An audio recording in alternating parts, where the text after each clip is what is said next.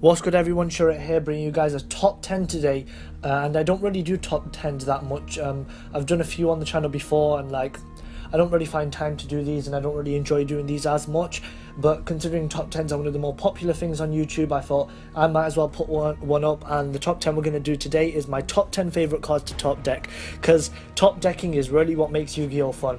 And once again, we are assisted by my 4K background. You guys seem to really like this change of video. I really like this change of video. It really makes me feel proud of what I'm making. So without further ado, let's begin. So for the number 10 spot, we have Monster Reborn. Now, I know what you guys are thinking. You guys are thinking, well, sure, you've said you've only been playing for 3 years and this card was banned for so long, so how have you played this? Well, just like 99% of other people, I started off playing this game casually and I didn't care about the ban list, so I decided to play Monster Reborn and was just like, it was used in the anime, I'm going to play it, and I did. And every single time, it's just the best feeling ever to draw Monster Reborn. When your opponent has a powerful monster on board, you're just like, I need something so strong, just one card, I just need this top deck. You draw, it's Monster Reborn, you activate it, you bring back a Blue Eyes, you beat over that monster. Not even just a Blue Eyes, you can bring back a lot of things with it, but back when I used to play casually, I used to play Blue Eyes quite a lot. So Monster Reborn definitely deserves the number 10 spot. I really enjoyed top decking it. It was just like, you'd say to your opponent, look, I need Monster Reborn, and they'd be like, you're never going to draw it. You draw it, you activate it, the look on everybody's face when you top deck that perfect card is priceless. So Monster Reborn for number 10, as I said, definitely deserves it. Moving on, the number 9 spot, we have one of the most OG cards from the anime. I think it was used in the very first episode of Yu-Gi-Oh, and it has been on the Forbidden and Limited list before, I think, which is Swords of Revealing Light. Now, nothing's better than when your opponent is beating you down with a powerful board, and you just draw into a Swords of Revealing Light, activate it, and then what can your opponent do? 3 turns, they're stunned out. Now, even though Swords Revealing Light isn't that good in the game right now, obviously because of back row removal and monster removal, like Castell would just spin it back. Swords Revealing Light is still amazing when you can pull it off, and when I have pulled it off playing casually before. So definitely Swords Revealing Light essentially gives you 3 turns to stall, gets 3 more draws, and puts you back in the game. So definitely Swords Revealing Light for the number 9 spot. And then the number 8 spot, we have an extremely powerful card, and that is Dragon's Mirror. Now, Dragon's Mirror, you guys don't really realize how many times when you're playing Blue Eyes, you actually have 3 Blue Eyes White Dragons in the graveyard, and that's why I play Dragon's Mirror in a lot of my Blue Eyes builds, because it's just like, okay, you're losing the game, you draw into Dragon's Mirror, instantly you've got a 4500 beater that can attack 3 times, which is of course Neo Blue Eyes Ultimate Dragon. Dragon's Mirror can also be used to summon 5-headed dragon, which is a 5k beater, definitely really strong. Your opponent may have to crush Utopia the Lightning into it, and Utopia Lightning would still die, so just show how strong 5000 tap brain monsters are. Obviously they can just Castell it, I'm just giving you guys an example. But Dragon's Mirror, a fun card to top deck. As you guys will see with this list, is not really very meta cards. Some of them may be, but a lot of these are casual based cards, because the fun in this game does come from the casual playing that we go through, because playing meta can be fun at times, but not really compared to like playing decks like Blue Eyes and playing decks that just do these mad combos that aren't really optimal but still good. And then I think I've gone on enough about Dragon's Mirror.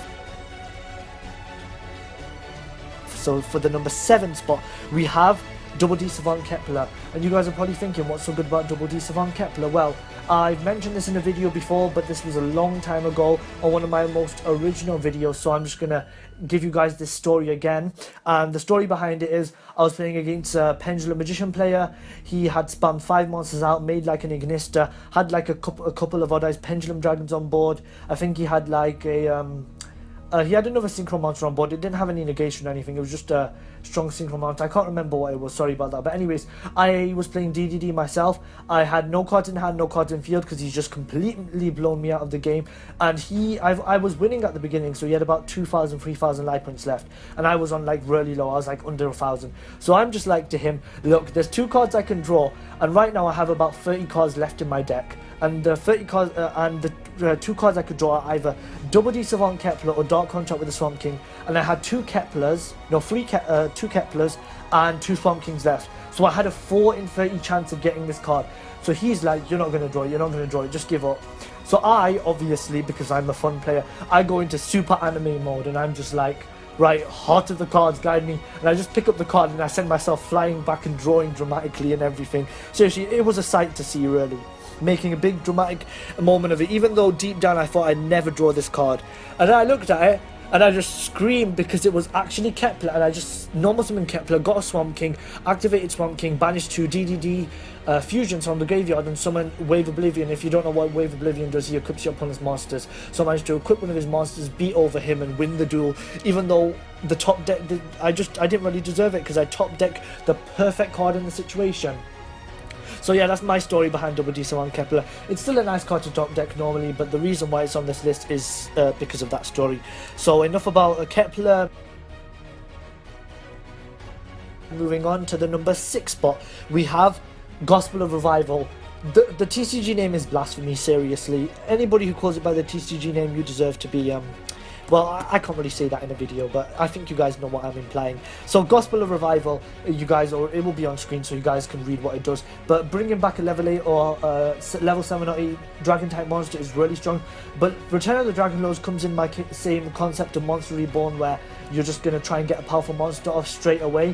And the reason why I picked this is because I play Falground a lot, and I play against like this one of my friends, and every single time, for some reason, when I need Return of the Dragon Lords to bring back a Falground to banish his monster, I always get it. I'm like, I'm going to draw Return of the Dragon Lords, and he doesn't even deny it because he knows it always happens. It's happened 5, 6, 7, I don't know how many times it's happened, but Return of the Dragon Lords is a really fun card to top deck, and it definitely deserves a spot on this list. I'm not going to go on about it too much because it falls in the same category as Monster Reborn, as I mentioned before.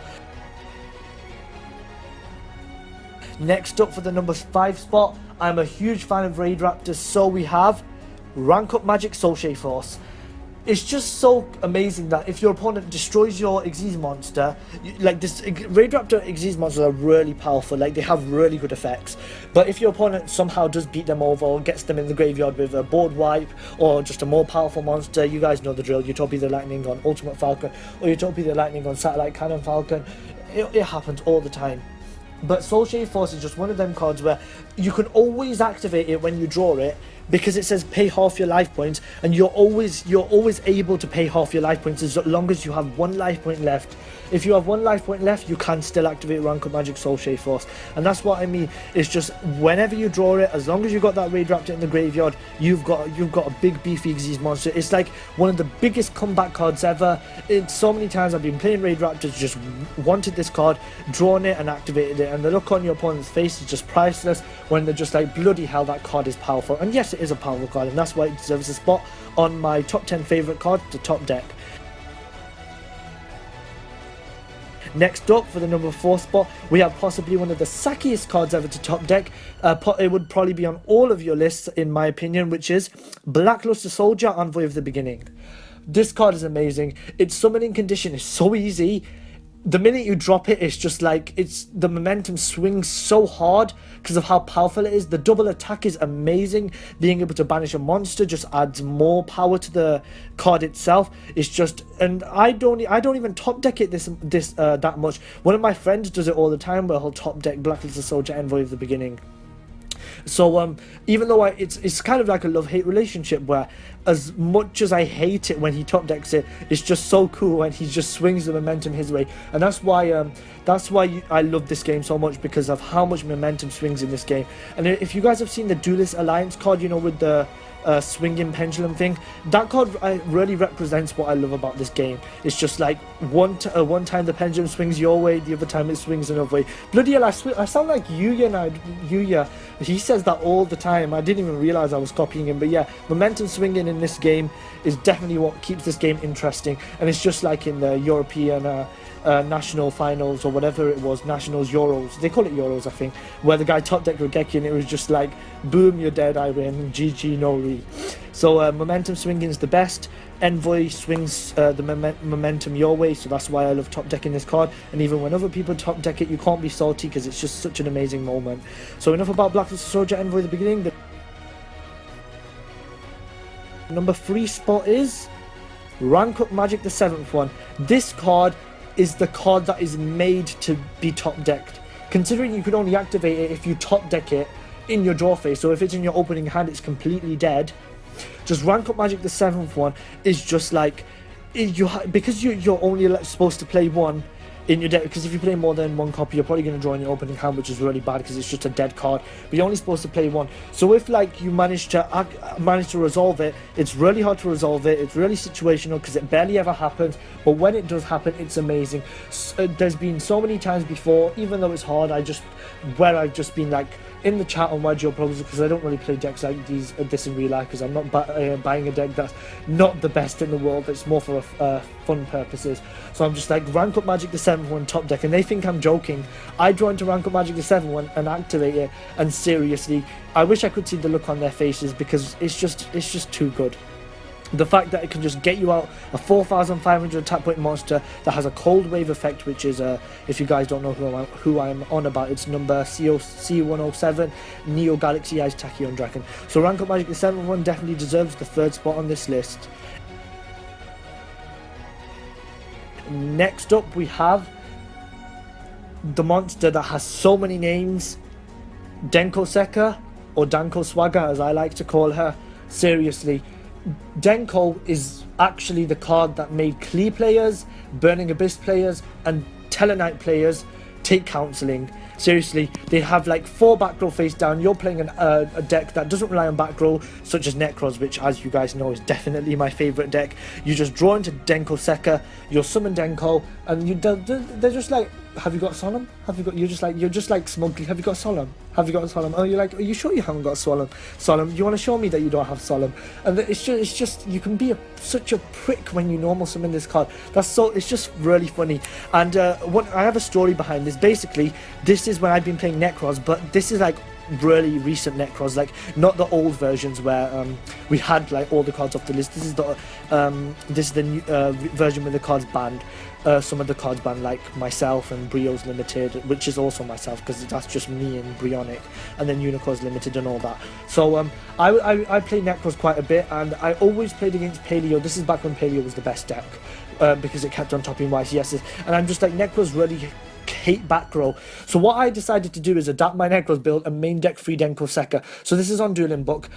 My opponent's playing Paleo, who sets 5 back row. So in my opening 5 cards, I have like all Necros stuff, and I write in the chat Denko Seka top deck, and he's like, as if you top deck Denko, as if you main deck Denko Seka.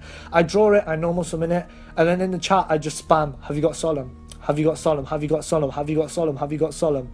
And then after I do this 3-4 time, he just quits the game. And that's how funny Denko Seka is. It's just one of them cards where it's just like draw, drop, you haven't got Solemn, GG. Like, you got too many back row. And that's why I don't like back row decks. And if I play against back row decks, everybody just, when a back row deck is winning, everybody just turns to Denko Seka, grabs her, says, you're coming in my main deck, you're coming in my side deck, and you're going to win me these tournaments. And that's why Denko Seka is one of my favourite cards to top deck. But the number 1 spot, this should come no surprise to you, and it is the one, the only, the 1 card Trishla, Preparation of Rites. Oh my god, I love this. My brother plays against me all the time, and every single time he gets so annoyed when I have this card, because Preparation of Rites, just drawing into it and being like, Preparation of Rites, Brio, mirror back, discard Brio Colossus, no, discard Brio for Trishla, mirror, banish Brio and Colossus, summon Trishla, or banish Shurit, banish myself. Whenever I say Shurit, you guys may think, oh, I'm revealing that I'm an imposter. I'm not really Shurit, but I say Shurit as in the card, as in the physical representation. Not me. The card is merely a representation of my awesomeness. So when I say Shurit, I'm referring to the card. I'm the real Shurit, not an imposter. Remember that. So the fact that I can just banish myself from the graveyard and summon Trishla is just absolutely amazing. Just off that 1 card Preparation of Rites, it just adds so much salt.